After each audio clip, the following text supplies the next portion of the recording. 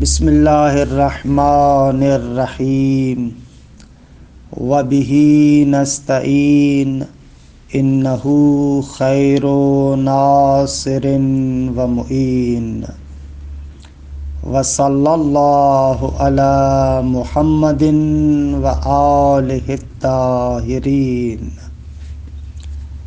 الحمدللہ، خداوند منان کے لطف و کرم سے بدایہ کے 3 مراحل تمام ہوئے اور آج سے انشاءاللہ چوتھے مرحلے میں وارد ہوتے ہیں۔ بدایہ کا چوتھا مرحلہ مواد ثلاث کے بارے میں ہے، یعنی وہی وجوب و امکان و امتناع۔ یہ چوتھا مرحلہ تقریباً آپ کو یہ مباحث فلسفی کتابوں میں ملیں گے۔ تقریباً جو ہماری کتابیں ہیں ان تمام کتابوں کے اندر یہ مبحث بالکل واضح اور روشن طریقے سے موجود ہے، لہذا اس کے بارے میں تاریخچے کے حوالے سے گفتگو کوئی اتنی ضروری یہاں پر نہیں سمجھتے۔ تقریباً آغاز سے یہ مسائل فلسفے کے اندر موجود ہیں۔ یہاں پر جو مرحوم علامہ اس گفتگو کو مطرح کرتے ہیں وہ اسی وجود کے تقسیمی مباحث کے تناظر میں ہے۔ ہم نے کہا تھا نا کہ وجود کے کچھ احکام کلیہ ہیں اور کچھ تقسیمی مباحث ہے۔ مثلا وجود اصیل ہے، خب یہ احکام کلیہ وجود میں سے ہے، لیکن وجود یا ذہنی ہے یا خارجی ہے، یہ تقسیمی مباحث میں سے ہے۔ یا وجود مستقل ہے یا وجود رابط ہے، یا بدایہ کی تعبیر کے مطابق وجود فی نفس ہی ہے یا فی غیر ہی ہے۔ اور اسی طریقے سے ایک اور تقسیم وجود یا واجب ہے یا ممکن ہے۔ اسی تقسیمات مباحث کے سلسلے کو آگے بڑھاتے ہوئے اس مرحلے کو ایسے قرار دیتے ہیں۔ لہذا یہاں پر جو ممتنع اور امتناع کے بارے میں بحث ہے وہ بحث طبعی اور استطرادی ہے، وگرنہ مقصود بالذات یہاں پر وہی واجب اور ممکن ہے۔ مصنف اس مرحلے کے اندر مرحوم علامہ 9 فصلوں کو ذکر کرتے ہیں۔ کلی طریقے سے اگر اس چوتھے مرحلے کے مباحث کو منظم کیا جائے اور دستے بندی کی جائے تو اس طریقے سے آپ کہہ سکتے ہیں کہ اس مرحلے کی فصل اول اور فصل دوم اور اس مرحلے کا خاتمہ، یہ تمام میں مواد ثلاثہ کے بارے میں گفتگو ہے۔ وجوب، امکان اور امتناع تینوں کے بارے میں گفتگو ہے۔ پہلی فصل، دوسری فصل اور خاتمہ۔ تیسری فصل سے 5ویں فصل تک وجوب کے مباحث مطرح ہوں گے، اور 6ٹھی فصل سے آخری فصل تک خوب وہاں پر امکان کے بارے میں گفتگو ہوگی۔ یہ اس مرحلے کی کلی تنظیم۔ اچھا، نہایہ کے اندر یہ جو تعبیر یہاں پر استعمال کی گئی ہے نا کہ والباس عنہا فی الحقیقت باس عن انقسام الوجود، نہایہ میں وجوب کی جگہ پر لفظ موجود کو استعمال کیا ہے، یعنی انقسام الموجود۔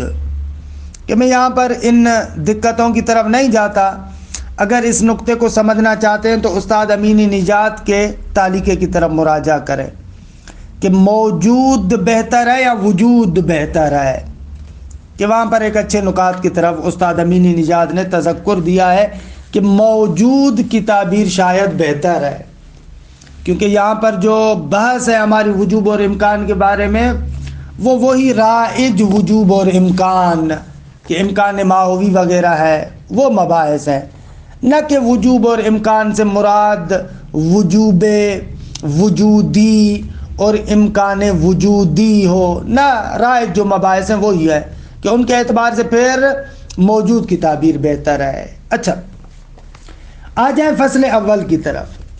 اس فصل کے اندر مرحوم علامہ فصل اول میں دو مطالب کو ذکر کرتے، مطلب اول مواد ثلاث کی تعریف اور مطلب دوم مواد ثلاثہ تین میں کیوں منحصر ہیں، وجہ انحصار۔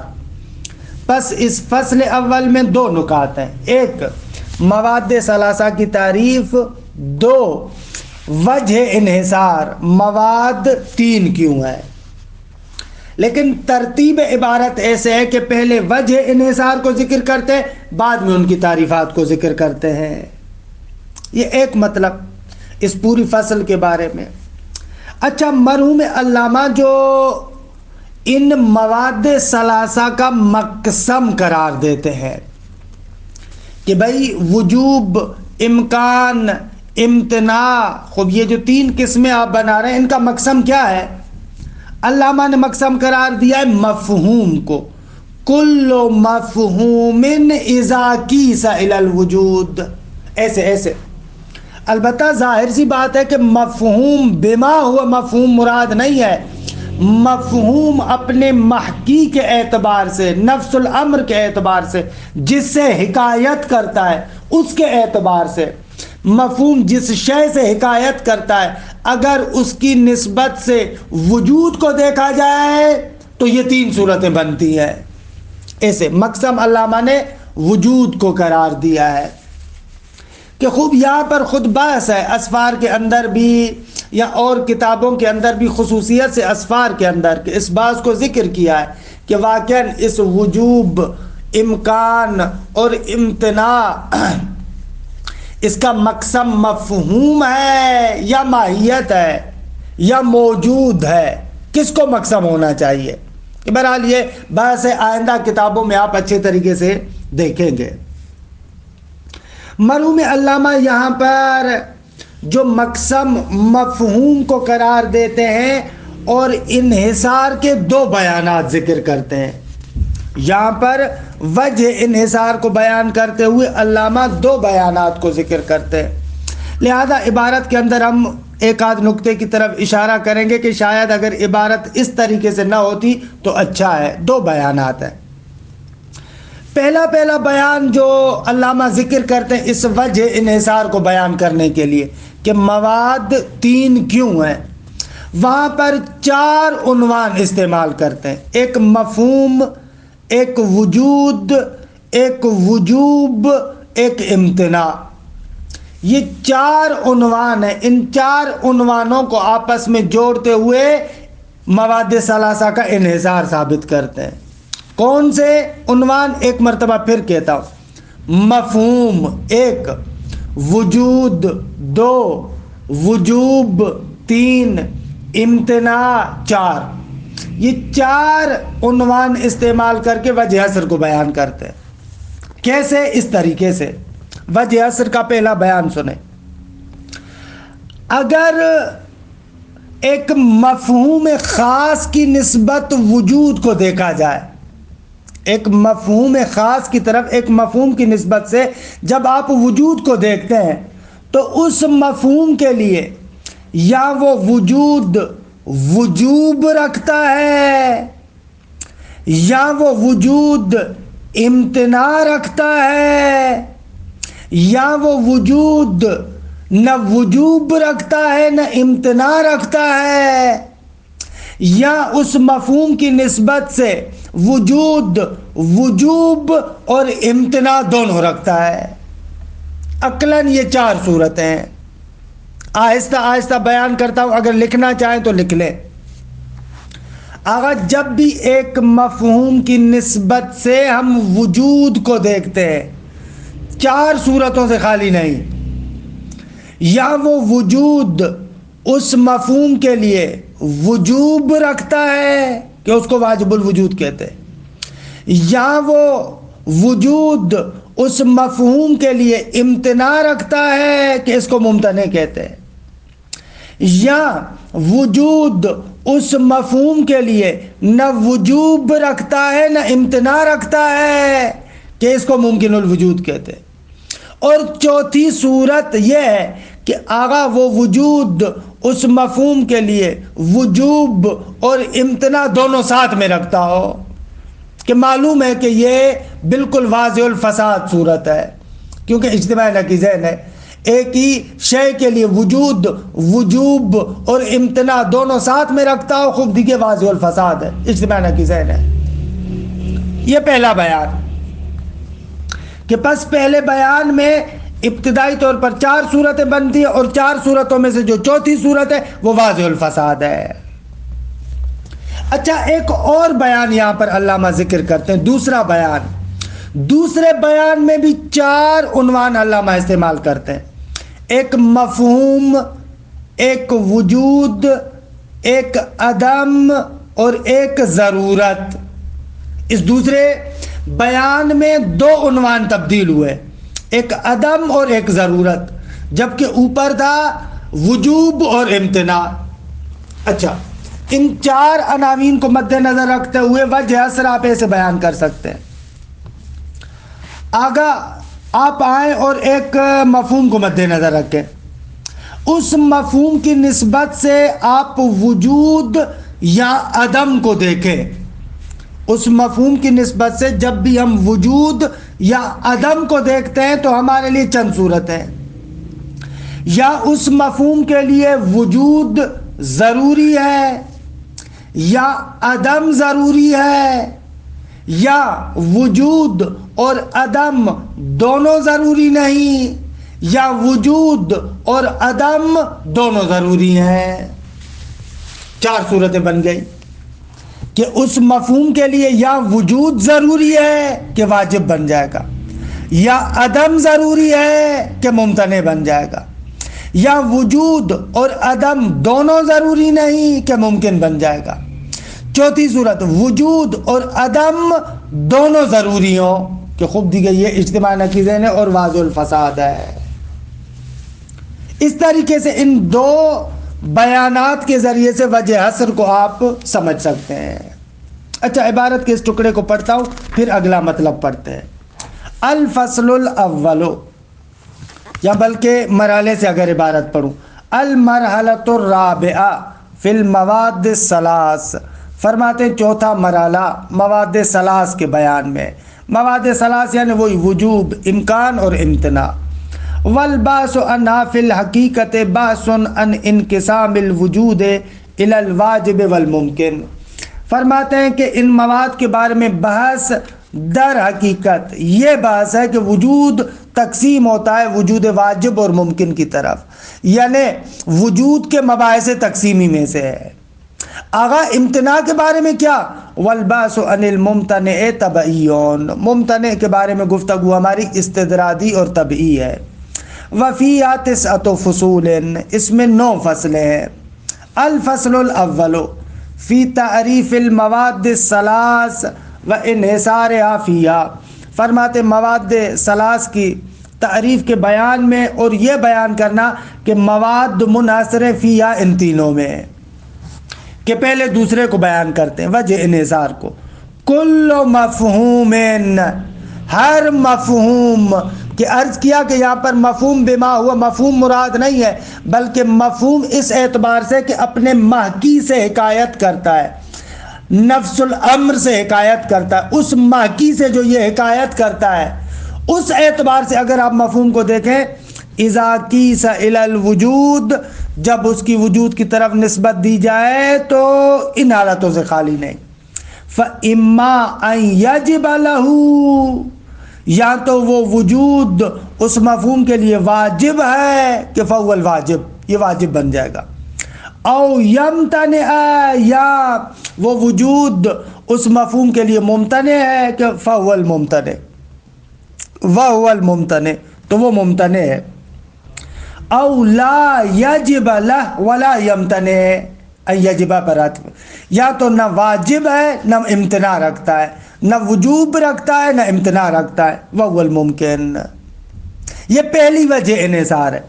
فَإِنَّهُ اما سے دوسری وجہ انحصار بیان کرتے ہیں، لیکن آیا اس عبارت کو فَإِنَّهُ اما سے بیان کرنا چاہیے؟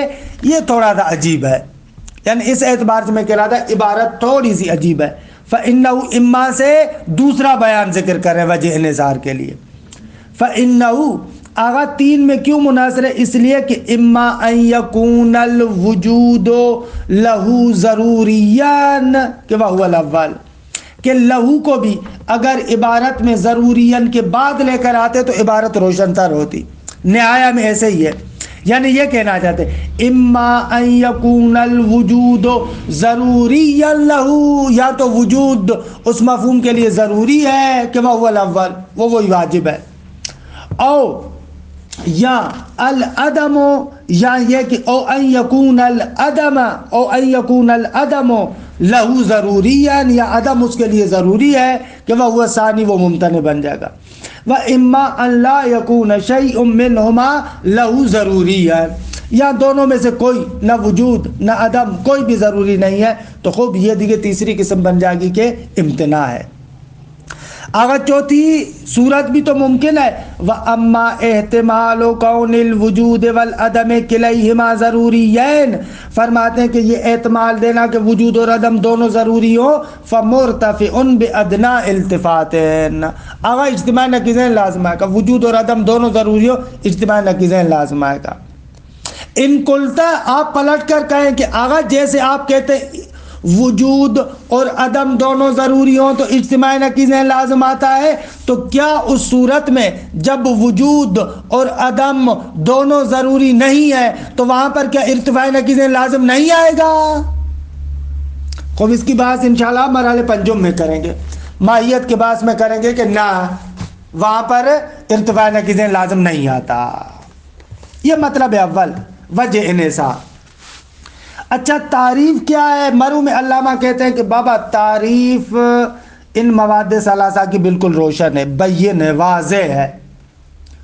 کیوں تعریف بدیہی اور بین اور روشن ہے؟ فرماتے ہیں اس لیے کہ یہ وجوب، امکان، امتناع خوب معانی عامہ میں سے عام طور پر یہ نقطہ حکماء بیان کرتے ہیں کہ اگر ایک مفہوم بہت زیادہ عمومیت رکھتا ہو تو وہ مفہوم بدیہی اور روشن ہوگا۔ عمومیت مفہوم ملازمہ رکھتی ہے بدیہی ہونے کے ساتھ، کہ بہرحال یہ عام طور پر حکماء بیان کرتے ہیں، اور اگرچہ اس کے بارے میں بحث کی ضرورت ہے کہ آیا واقعاً ایسے ہی ہے کہ اگر مفہوم اعم تر ہو گیا، سب سے زیادہ اعم ہو گیا، تو پس وہ اعرف بن جائے گا یا نہیں بنے گا؟ عام طور پر حکماء اور آغایون ایسے ذکر کرتے ہیں، لیکن بہرحال جیسے کہ استاد امینی نجات بھی فرماتے ہیں کہ خوب یہ دیکھے قابل بحث ہے، کہ یہاں پر ضرورت نہیں ہے۔ تو علامہ فرماتے ہیں کہ یہ مفاہیم مواد ثلاثہ خوب دیگے بدیہی ہیں، حتیٰ آپ ان کی تعریف نہیں کر سکتے۔ اگر تعریف حقیقی کریں تو وہی دور لازم آئے گا۔ دیکھیں وَهِيَ بَيِّنَةُ الْمَعَانِي، یہ مواد ثلاثہ روشن ہے، معانی کے اعتبار سے بدیہی ہے، روشن ہے۔ کیوں؟ لِكَوْنِهَا مِنَ الْمَعَانِ الْعَامَّةِ، اس لیے کہ یہ معانی عامہ میں سے عمومیت ہے، مفہوم جتنا عام تر ہوتا جائے گا بدیہی تر ہوتا جائے گا۔ التي لا يخلو ان احدها مفہوم من المفاہیم، حتیٰ کہ یہاں تک مرحوم علامہ فرماتے کہ کوئی بھی مفہوم ان تینوں میں سے کسی ایک سے خالی نہیں ہوگا۔ ولذا، اور اسی وجہ سے ہم دیکھتے ہیں کانت لا تعرف الا بتعریفات دوریہ، مگر یہ کہ جب بھی ان کی تعریف اگر کی جاتی ہے تو تعریف دوری ہوگی، تعریف حقیقی کرنا چاہیں گے تو تعریف دوری ہوگی۔ مثلا جیسے کتعریف الواجب، واجب کی تعریف یوں کرے ما یلزم من فرض عدمہ محال، اگر اس کو محال پڑھا کرے، محال نہ پڑھا کرے، ما یلزم من فرض عدمہ محال، واجب اسے کہتے ہیں کہ اگر اس کا فرض عدم کیا جائے تو اس سے محال لازم آئے۔ خوب یہاں پر دیکھ رہے ہیں واجب کی تعریف میں محال، محال یعنی وہی ممتنع۔ واجب کی تعریف میں امتناع کو، ممتنع کو آپ لے کر آئے. ثم تعریف المحال کہ وہ الممتنع، محال یعنی وہی ممتنع، اس کی تعریف یوں کرتے ہیں ما یجب ان لا یکون، کہ یہاں پر وجوب کو لے کر ہے، واجب کو، یجب ما یجب کہ واجب ہے کہ نہ ہو، یہ ایسے. یا مثلا ممتنع کی تعریف او ما لیس بممکن ولا واجب، ممتنع کی دو تعریف کریں. کیوں؟ اس لیے کہ تاکہ دوسری تعریف کر کے یہ بیان کریں کہ ممکن کی بھی جو آپ تعریف کرتے ہیں وہ بھی دور کا حصہ بن جاتا ہے. درست ہے؟ یہ دوسری تعریف کر رہے ہیں اس لیے تاکہ یہ بیان کریں کہ ممکن کی تعریف بھی اسی مشکل میں پھنسی ہوئی ہے، وہاں پر بھی دور لازم آ رہا ہے. او ما لیس بممکن ولا واجب، اور ادھر سے ممکن کی تعریف کریں آپ ما لا یمتنع وجودہ و عدمہ، ممکن اسے کہتے ہیں کہ جس کا وجود اور عدم دونوں ممتنع نہ ہوں. کہ خوب الحمدللہ یہ ہماری فصل اول تمام ہوئی. اچھا فصل دوم. خوب اگر آپ تھکے نہ ہوں تو میں فصل دوم کو بیان کروں، اگر آپ تھک چکے ہیں تو پھر فصل دوم کو چھوڑتا ہوں، اس کو پھر آئندہ جلسے کے لیے، کیونکہ آپ کا ذہن بھی تھوڑا سا فریش ہونا چاہیے، لہذا اس کو پھر جلسے آئندہ پر ہی رکھتے ہیں. وصلی اللہ علی محمد و اہل بیتہ الطیبین الطاہرین.